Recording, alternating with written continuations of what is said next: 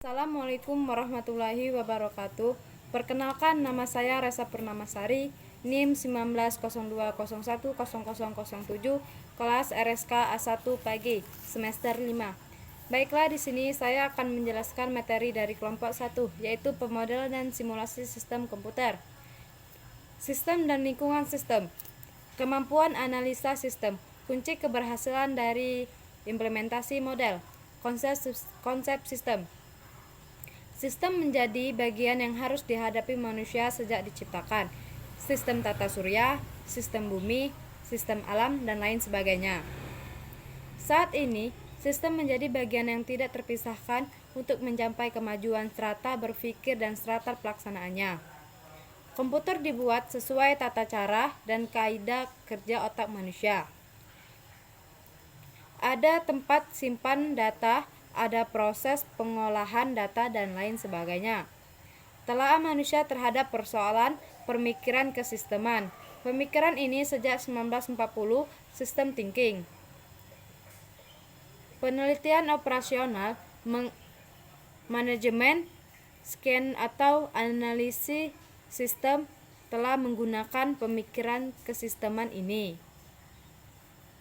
Interaksi antar bagian sistem sering dinyatakan dalam terminologi kuantitatif dan ekspresi matematika. Selanjutnya, definisi. Simulasi secara umum adalah suatu percobaan gambaran penanggulangan testing tiruan. Simulasi dalam sistem komputer adalah sebuah sistem komputer atau software yang berfungsi untuk menirukan kerja sistem nyata untuk tujuan tertentu. Tujuan simulasi. Pemodelan dan simulasi merupakan salah satu alat yang sering digunakan oleh manajemen dalam mempelajari dan menganalisa perilaku kerja dari perilaku sistem atau proses. Selanjutnya, dalam pandangan sistem, pemodelan dan simulasi dapat digunakan untuk tujuan berikut. Ada 4. Yang pertama, studi perilaku sistem kompleks, yaitu sistem di mana suatu solusi analitik tidak dapat dilakukan. 2. Membandingkan alternatif perancangan untuk suatu sistem yang tidak atau belum ada. Ketiga, studi pengaruh perubahan terhadap sistem yang ada dengan tanpa merubah sistem. Yang terakhir, memperkuat atau memverifikasi suatu solusi analitik. Simulasi tidak digunakan jika asumsi model adalah sederhana sedemikian rupa, sehingga metode matematika dapat digunakan untuk mendapatkan jawaban eksak atau solusi analitik. Selanjutnya, keuntungan simulasi. Ada beberapa macam keuntungan. Yang pertama, simulasi mengizinkan keleluasan besar dalam pemodelan sistem yang kompleks, sehingga model simulasi yang didapat sangat valid. Kedua, mudah membandingkan alternatif. Ketiga, kendali kondisi eksperimental. Keempat, dapat mempelajari sistem dengan bingkai waktu yang sangat panjang. Selanjutnya, kerugian simulasi. Ada beberapa macam kerugian. Yang pertama, hasil simulasi seringkali bersifat individual, tidak bisa jadi solusi umum. Kedua, hasil simulasi sangat hard to interpret result, mengingat hasil simulasi merupakan rangkaian skenario. Ketiga, membutuhkan waktu yang lama untuk menghasilkan suatu solusi karena harus mempelajari sistem secara tepat. Keempat, membutuhkan biaya yang cukup tinggi walaupun jika dibandingkan dengan percobaan langsung masih lebih rendah biaya dan risikonya. Yang kelima, setiap langkah percobaan model simulasi stokastik hanya menghasilkan estimasi dari karakteristik sistem yang sebenarnya untuk parameter input tertentu. Untuk kasus tersebut, model analitik lebih valid. Terus, selanjutnya, model simulasi yang sempurna seringkali mahal dan makan waktu lama untuk dikembangkan. Dan yang terakhir, output dalam jumlah besar yang dihasilkan dari simulasi biasanya tampak meyakinkan, padahal belum tentu modelnya valid. Selanjutnya yaitu model simulasi sistem komputer. Bagaimana utama suatu peralatan simulasi atau simulator? Secara umum terdiri dari perangkat keras sebagai berikut: sistem komputer, host komputer, sistem gambar, visual system, sistem gerak, sistem suara, sistem antarmuka, dan sistem infrastruktur. Beberapa contoh simulasi komputer antara lain simulasi terbang, simulasi sistem ekonomi makro, simulasi sistem perbankan, simulasi antrian layanan bank, simulasi game, strategi permasaran, simulasi perang, simulasi mobil, simulasi tenaga listrik, dan simulasi tata kota dan lain sebagainya. Selanjutnya, beberapa aplikasi simulasi dalam praktik. Yang pertama, perancangan dan aplikasi untuk kerja sistem komputer menentukan kebutuhan perangkat keras untuk jaringan komunikasi. Kedua, perancangan dan simulasi analisa manufaktur. Ketiga, evaluasi rancangan untuk organisasi layanan, studi call center, restoran cepat saji, rumah sakit, kantor pos, dan lain-lain.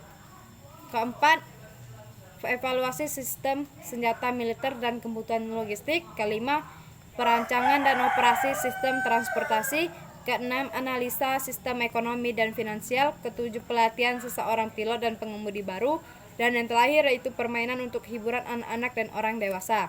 Selanjutnya, beberapa peralatan simulasi yang ada di Indonesia. Ada beberapa macam peralatan. Yang pertama, yaitu simulasi pesawat terbang CN235 milik PT Merpati Nusantara di Surabaya. Yang kedua, simulasi pesawat terbang CN250 milik PT Dirgantara Indonesia di Bandung. Yang ketiga, simulasi pesawat terbang Boeing 747 milik PT Garuda di Indonesia di Jakarta. Yang keempat, simulasi helikopter Bell 412 milik TNI Angkatan Darat di Semarang. Yang kelima, simulasi pesawat tempur F-16 milik TNI Angkatan Udara di Madiun.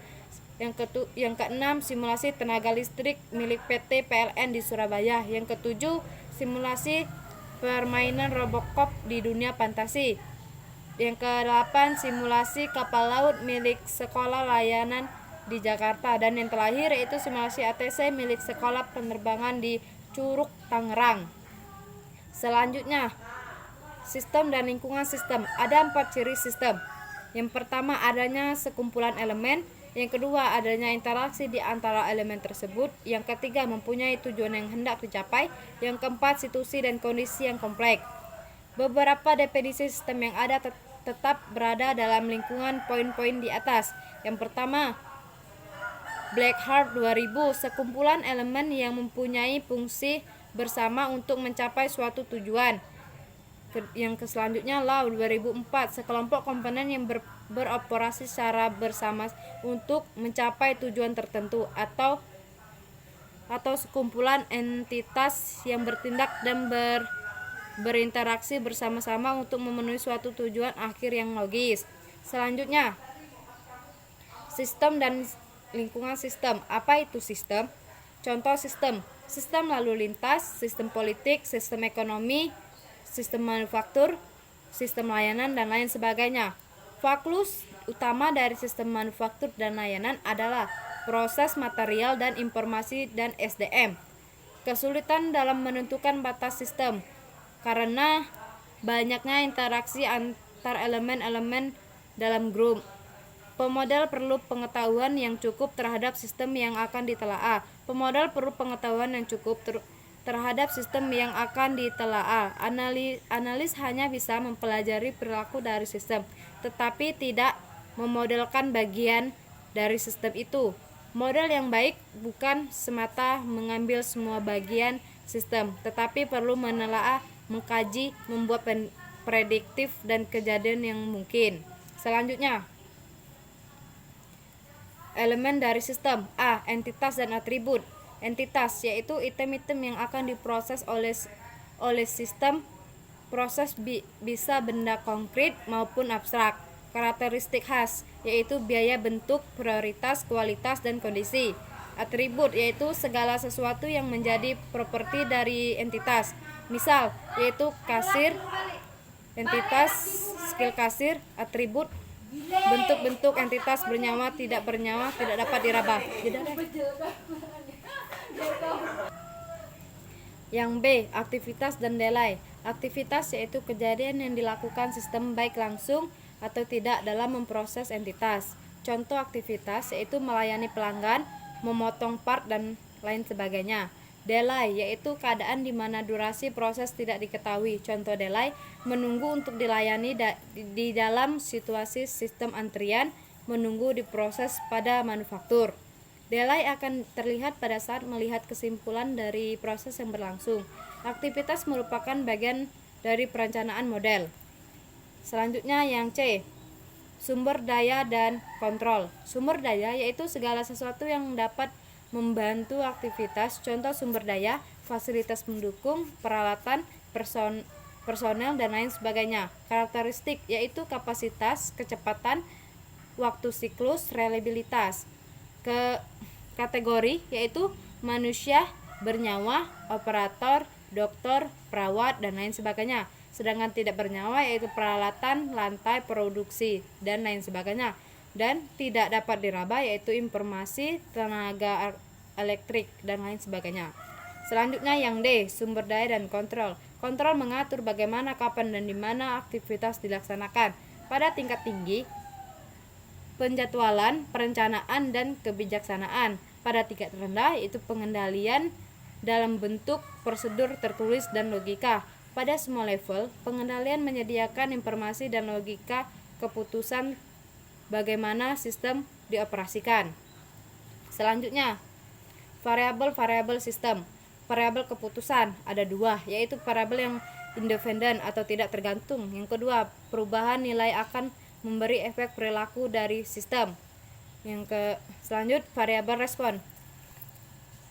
Variabel respon mengukur performansi dari sistem untuk memberikan respon pada variabel keputusan tertentu.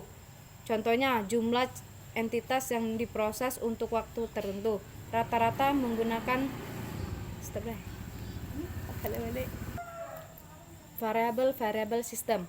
Variabel keputusan ada dua, yaitu variabel yang independen atau tidak tergantung. Yang kedua, perubahan nilai akan memberi efek perilaku dari sistem. Variabel respon yaitu mengukur performansi dari sistem untuk memberikan respon pada variabel keputusan tertentu. Contohnya yaitu jumlah entitas yang diproses untuk waktu tertentu, rata-rata pengguna sumber daya. Pada simulasi merupakan variabel yang dependen atau tergantung pada nilai dan variabel independen.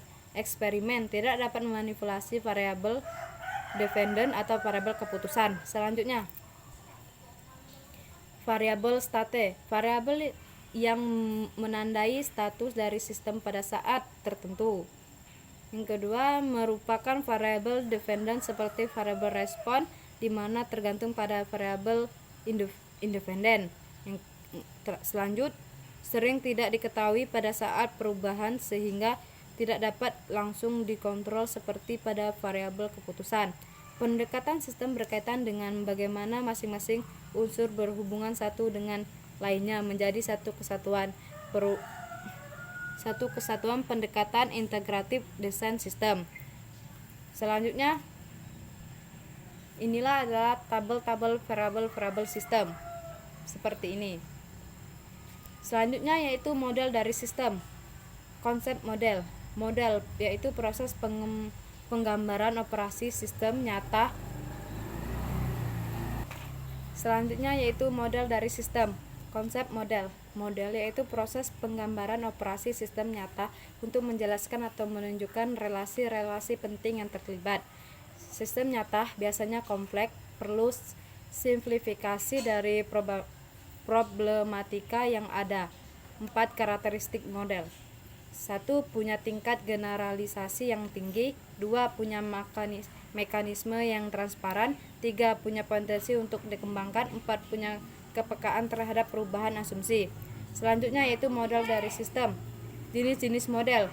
Ada 3 faktor sudut pandang pemodelan. Yang pertama, tata nilai yang dianut. 2. Ilmu pengetahuan khusus yang dimiliki. 3. Pengalaman yang berhubungan.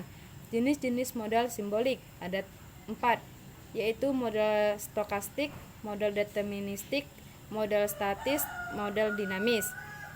Selanjutnya, model dari sistem. Jenis-jenis model simbolik.